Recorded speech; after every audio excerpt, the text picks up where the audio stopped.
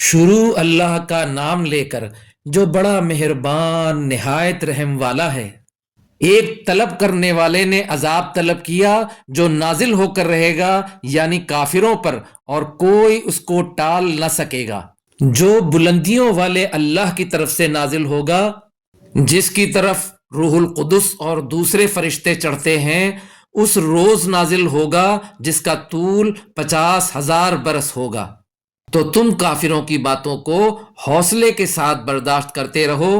لوگ اس دن کو دور سمجھتے ہیں جبکہ ہماری نظر میں وہ قریب ہے، جس دن آسمان ایسا ہو جائے گا جیسے پگھلا ہوا تانبا، اور پہاڑ ایسے جیسے رنگین اون، اور کوئی دوست کسی دوست کو نہ پوچھے گا، حالانکہ ایک دوسرے کو سامنے دیکھ رہے ہوں گے۔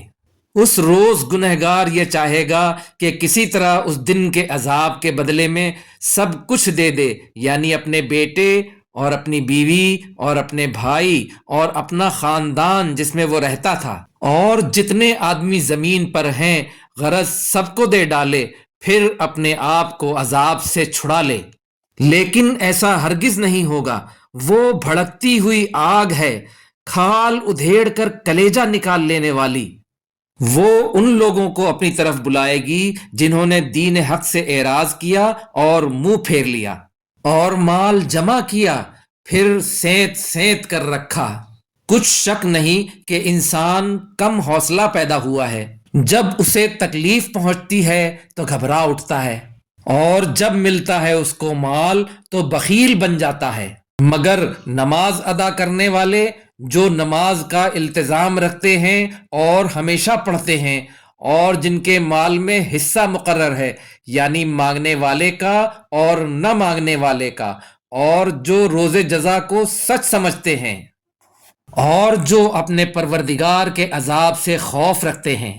بے شک ان کے پروردگار کا عذاب ہے ہی ایسا کہ اس سے بے خوف نہ ہوا جائے۔ اور جو اپنی شرمگاہوں کی حفاظت کرتے ہیں مگر اپنی بیویوں یا باندیوں سے کہ ان کے پاس جانے میں انہیں کچھ ملامت نہیں، اور جو لوگ ان کے سوا اور طریقے ڈھونڈیں تو وہ حد سے نکل جانے والے ہیں، اور جو اپنی امانتوں اور اپنے عہد و پیمان کا پاس کرتے ہیں، اور جو اپنی گواہیوں پر قائم رہتے ہیں، اور جو اپنی نماز کی پابندی کرتے ہیں، یہی لوگ جنتوں میں عزت و اکرام سے ہوں گے۔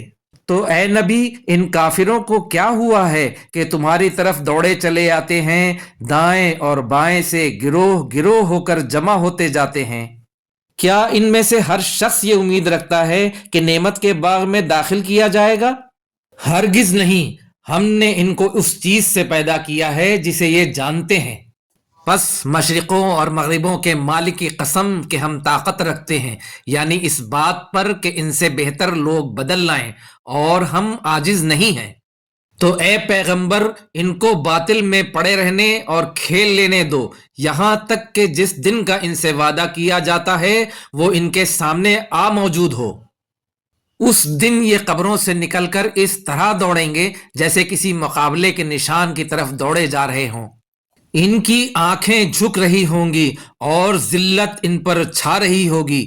یہی وہ دن ہے جس کا ان سے وعدہ کیا جاتا تھا۔